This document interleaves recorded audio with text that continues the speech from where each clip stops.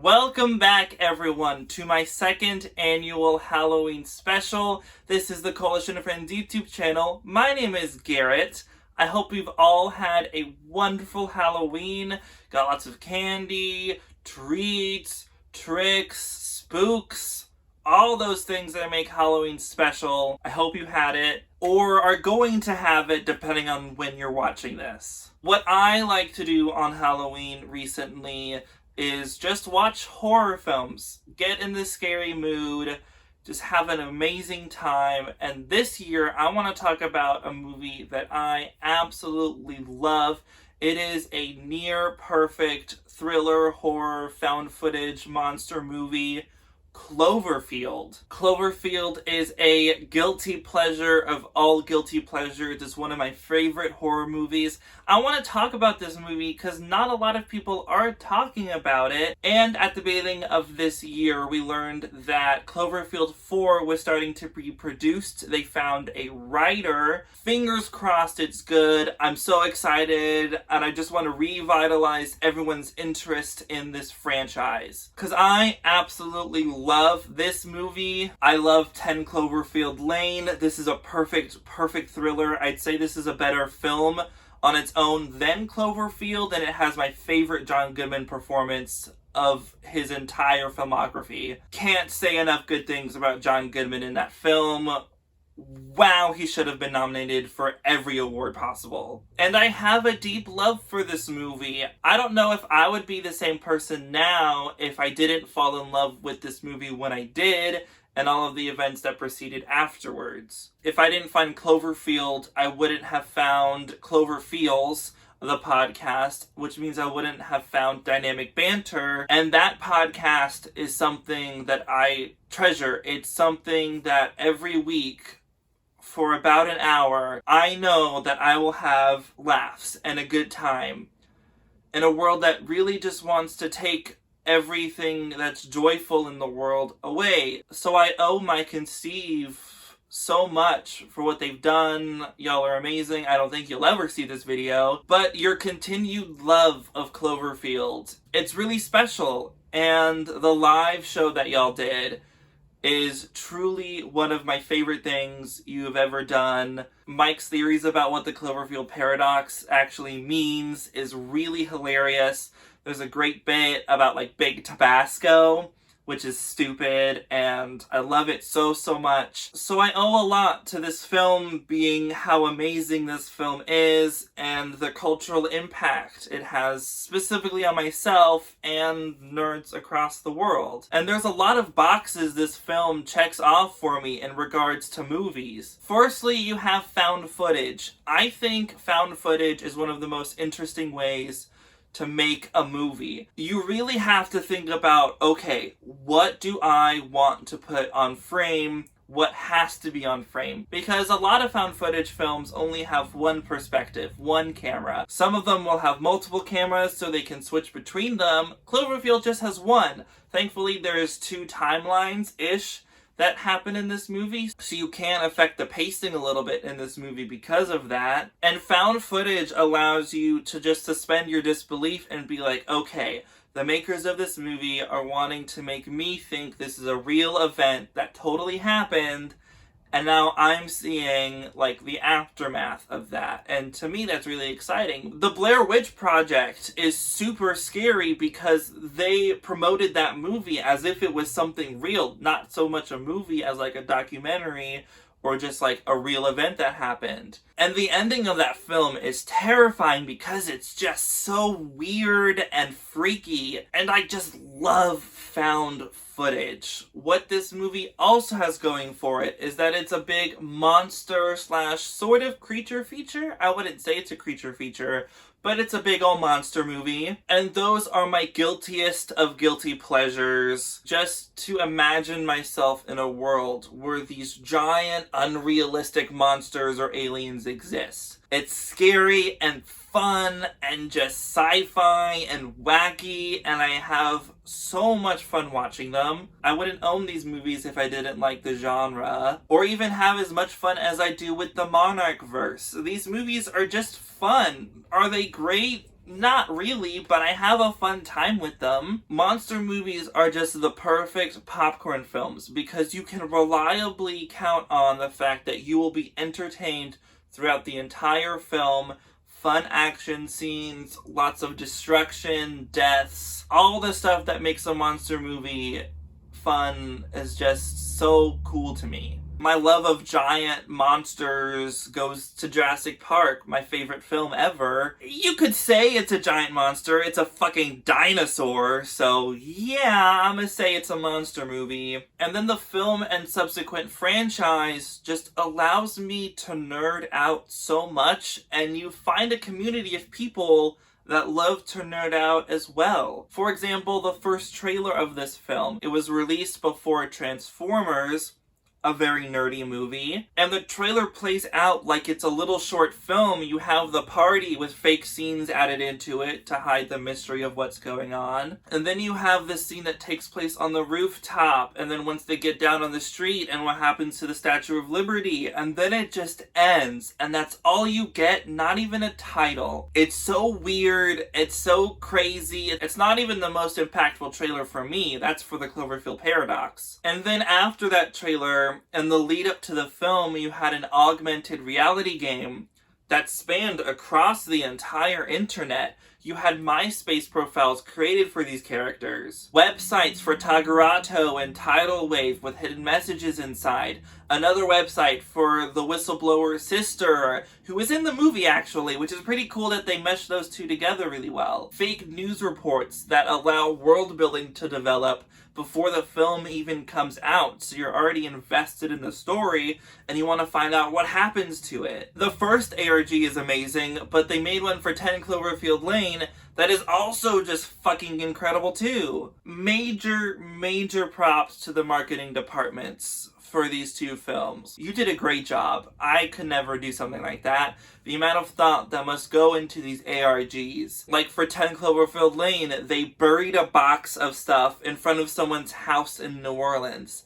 That's insane! But I can't go into the ARG completely because that will take so much time of this video, and I want to keep this a movie review. So in the description down below, I've included some links for some ARG explanations that people have made that are really awesome.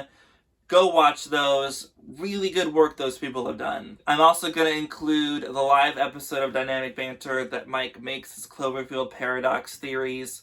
Please watch that. Entertain yourself. So let's get into the review. Big spoiler warning here for Cloverfield. I'm not going to try to hide anything or talk vague. I'm going to express my thoughts as freely as I want to. So if you haven't seen this movie, I don't want to ruin the film for ya.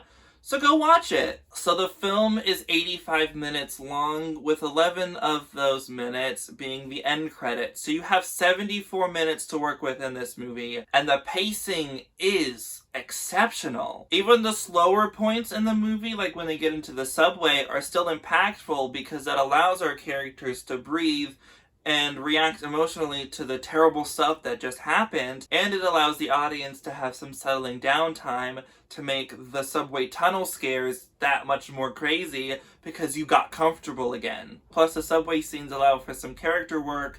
Rob has to tell his mother that Jason died on the Brooklyn Bridge, and it's a really sad moment that's very heartbreaking because in retrospect this is gonna be the last words he gets to his mother. At least he gets to talk to his mother, unlike Jason, but it still sucks. The tension is fast-paced. The scares are never-ending. The third act moves so quickly, and it's all very exciting and scary stuff. Speaking of the scares, I love how found footage can make your perspective very limited. We only get to see what our characters get to see. The camera effectively works as HUD's point of view, like in the party when Lily's giving her testimonial, and HUD just focuses on Marlena, both in the zoom of the camera and like his eye line. And that allows us to only gather the same amount of information that the characters have. The scope of this movie is a lot more personal. A lot of these monster kaiju films are from the perspective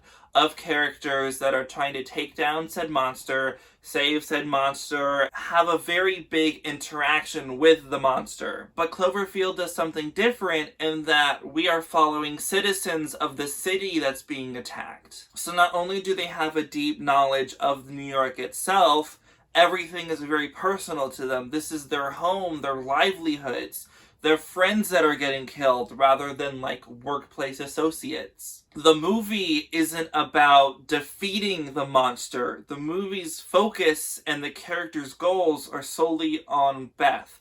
We need to save Beth and get the hell out of Manhattan. And it allows the scares of Clover popping up and terrorizing the city that much more effective because we don't know what's happening with Clover when they're not on screen. There's two scares that I love in this film. The first is when their characters decide to go save Beth, and they're running through the streets of the city, and you have this really long piece of road, and in the background of it, you see cars passing through this intersection. And after a couple cars pass through, Clover just enters the opposite way. And it's unexpected, it's terrifying, it spooks me every single time. And at that same moment, you start having the military arrive behind our characters. So bombs and missiles are going off. It's a really long scene that puts you throughout the entire thing and doesn't end until the military leaves and our characters go into the subway. My second favorite scare is when they're heading towards the helicopters because they have Beth now, and they're passing Grand Central Station and Clover just shows up and he's big on screen.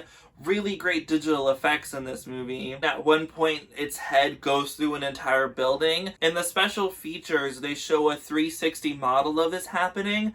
I wish we got to see the other perspective, but given the found footage rules, I'm okay with what we got. The actors in this movie do a really great job of selling everything about it. I fully believe they're in New York City getting attacked by Clover and the parasites. I really believe that Beth and Rob care and love for each other, and what each of them are doing hurts the other person. And it all just feels very natural. There's great chemistry with these characters. Rob's party has a lot of improvisation that the actors do, and it really just lets them be funny and allows the audience to become comfortable, care for these characters, so when their eventual deaths happen, you feel awful for them. So the humor is juxtaposed with the terror that's happening in the film. Michael Stahl-David, who plays Rob, does a really good job of selling the emotional weight of the movie. He's the one who's in love with Beth, so he's the one who's gonna do as much as he can to save Beth. He's the driving force of the film in that regard. TJ Miller plays Hud, who's our cameraman, so to speak. He's effortlessly funny in this film.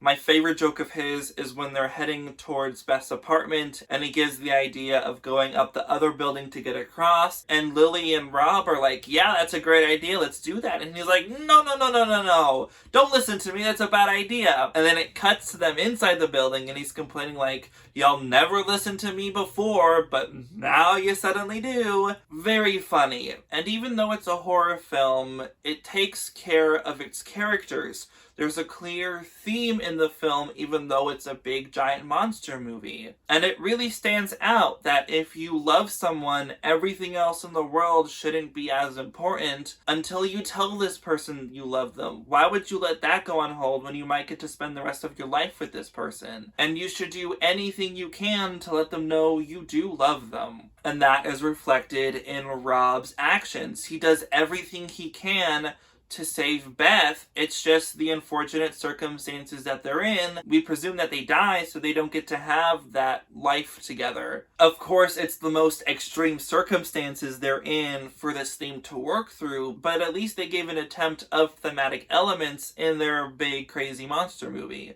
My love of film really comes from the images themselves. I love to know how a movie is made, and I judge it on its cinematography. If there's CGI, I judge it on the CGI. And the cinematography of this movie is really well handled. It feels like there's an actual person there filming the stuff that's happening. Of course, this means you have a lot of shaky camera stuff, but I don't mind it. I think it works really well in this movie. Like, this movie wouldn't work as much if all the camera direction and movements were exceptionally fluid. They're running away from the monster, but everything is just kept as seamless as possible. No, that wouldn't be scary for me. You wouldn't feel like these characters are in as intense of a situation if the camera is just perfectly fine. So the intention of the camera work has to show how dire and crazy the situation they're going through is, and the shaky camera works. At the same time, you also have more fluid and not as shaky portions of the film,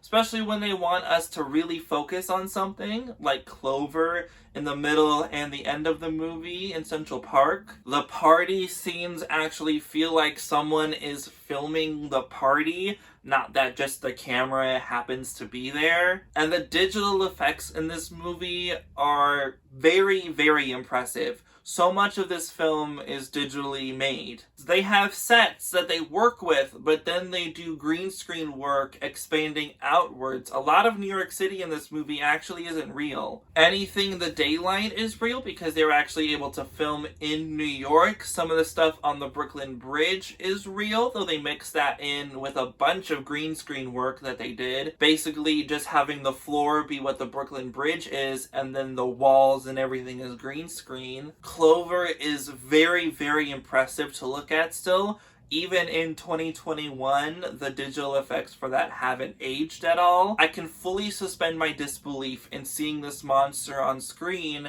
And yeah, that's a real monster. Those parasites are real. It helps when you also have a real life parasite that we see that's not digitally made. In the whole military mess in the mall, there's one in a cage. I really like that that's real. But getting into the negatives, there are some digital effects that I don't like. Specifically the rooftop when they're getting into Beth's apartment. How they made this was a section of the roof is real. Everything around it though is digitally made. So there's parts of the roof that are digital, and the whole New York City background is digital. And because of that, this doesn't work for me. It looks like a set.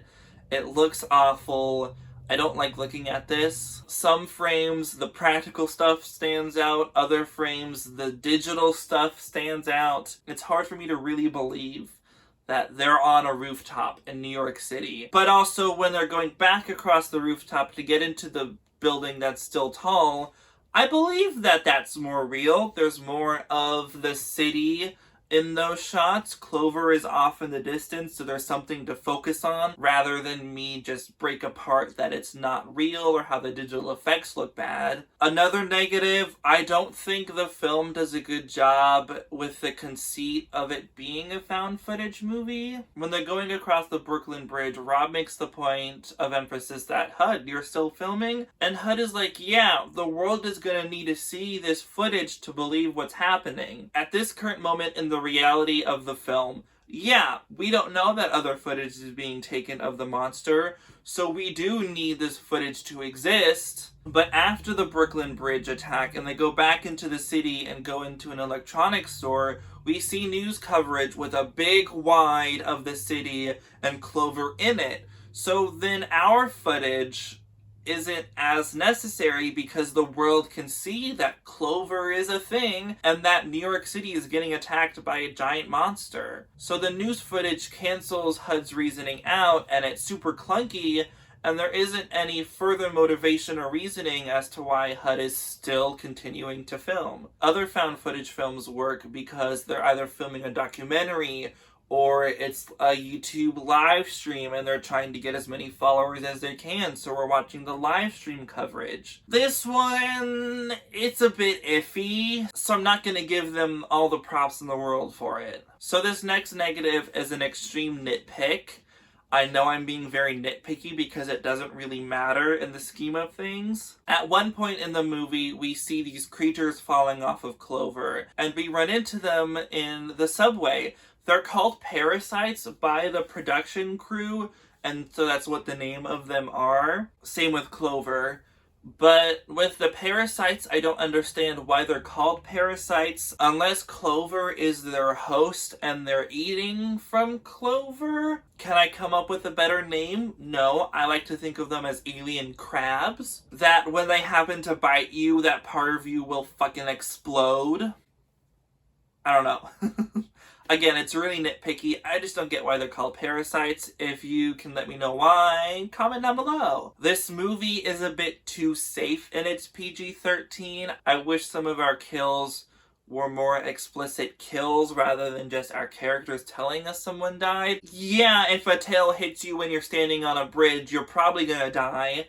But I would have liked a little bit more graphicness. But I also think the film does a good job with hiding some of its kills. I like that Marlena's death takes place behind a big sheet of plastic. We don't really get to see what happens, so our imagination gets to fill in what we think is going on. What I think is there is this like giant bulbous thing growing where she got bit from, and then it just explodes, which splatters all the blood over the plastic. And we kind of get foreshadowed this is gonna happen with a body we see earlier in this military scene. It goes past us on a gurney, and the chest of this, what was a person, has exploded. I don't know if a creature comes out. If that happened, it would make more sense in it being parasitic. So I kind of wish we got more knowledge into that, like a new parasite is grown. Though that's kind of a bit too much like the xenomorph, so I get why they wouldn't have done that too. HUD is also a really effective death. We get this long shot of Clover standing on top of us, and it peering down and getting closer, and then it decides to just chomp on us. And we spend a good bit of time in its mouth, the camera rolling down, his arm falls down to the ground with the camera still attached, and then his head lands in front of it. I don't know if he got beheaded, or if like his body just crumbles down and his arm was the only thing that was removed. The important thing is that he died. Kinda wish this was a bit more gory too, but that's okay. Drew Goddard is the writer for this film. If you don't know him, you might know him from The Good Place, a sitcom that I really love. So that kind of makes sense as to why the beginning party scene feels very much like a sitcom mixed with some drama happening into it. Like HUD telling everyone that Rob and Beth slept together. Very sitcom-y. And I like how Goddard bookended this film, with the beginning opening at 6:42 a.m. and the ending at 6:42 a.m. Just very different days, and it's Beth and Rob together in both instances. The direction by Matt Reeves is very exceptionally well done. He knew what he wanted to make with this movie. Make likable characters that we care for, great monster scary scenes that are fast-paced, but also give time for character development and our characters to have some emotional downtime. I'm really, really excited to see what he does with the Batman. Lastly, I want to talk about the ending of this film. I love the ending. Beth and Rob talking to the camera, giving their monologues. This is their last words. Bombs start going off all around Central Park because the US military has decided we don't need Manhattan. Who cares about the economy? But I also get it because it's a giant monster, so like they have to do something. I also like how resistant they are to letting these bombs go off. When in like the Avengers, the military is so quick to want to just nuke Manhattan. It's really silly what they decided to do in the Avengers, the military. But back to the ending. Once the current present day timeline ends, and Beth and Rob say I love you to each other as they're getting covered with rubble, we presume them to be dead, and it cuts to the end of what's left on the camera roll, which is them back at Coney Island. And the shot is on the water, and there's a beep of like the battery running out, and at the same time that beep is going on, way off in the distance of the water, you can see something crashing down into the water. If you don't see it, you're gonna miss it. It's super cool and weird. And this is why I love being a nerd, because nerd culture wants to figure out what the fuck that is, Does it have any impact as to the events that happen in New York City? I don't know where Coney Island is in relation to the Statue of Liberty itself, so I don't know, like, the map of New York. And I think Cloverfield Paradox tries to answer that with their ship that they're crashing down into the earth at the end of the movie be like what we see at the end of Cloverfield. But I don't believe that, because why would we see a giant Clover monster that's an adult at the end of that movie, other than just being like, hey fans, we call this Cloverfield. We're gonna add something Cloverfield to it, so here you go, adult Clover. Makes a messy movie even more messy, because why does that have to be in it? Also, Clover in this film has been a child the whole time, which is fun to think about, but also why does it have these parasites if it's a child? I don't know. I don't get these parasites. So yeah, ending of this movie is exceptional. Again, it bookends the beginning super well, and it makes a nihilistic ending, like all found footage films have to be, a little less sad, because you do get to see this last moment of those characters being happy, and it leaves you something else to think about with the thing crashing in the water. So it's not like a Paranormal Activity when the last scene you see is every main character getting killed off at once. In the end, I fucking love Cloverfield. This movie means so much to me. I wouldn't be the person I am without this film. It has exceptional pacing, the tension and suspense and scares work so perfectly. The character building, the world itself, Clover as a monster, its design, most of the digital effects are all very impressive in this movie. And it makes this extremely rewatchable and very memorable. So I'm giving Cloverfield a 9 out of 10. I can't say enough how much I love this movie. I've been wanting to talk about this film for so long. I hope you enjoyed the second annual Halloween special. Leave a comment down below what you think about Cloverfield. Do you like it? Do you hate it? Have you watched it? If you haven't watched it, what's making you not want to watch it? And if you like this video, give it a like. If you want to see more, hit that subscribe button. And I will see you all in the next video. Bye-bye! Okay, I want to end this video with a short tour, so I'm going to start at the bottom where we see the Statue of Liberty's head and the parasite, and then the Brooklyn Bridge is at the bottom with the name of the monster, parasite's on the bottom, and then we get this awesome image of Clover, and then Slusho is going to be at the top right there. Like, just so impressive, the design of this shirt. I'll leave a link down below for where I got it from.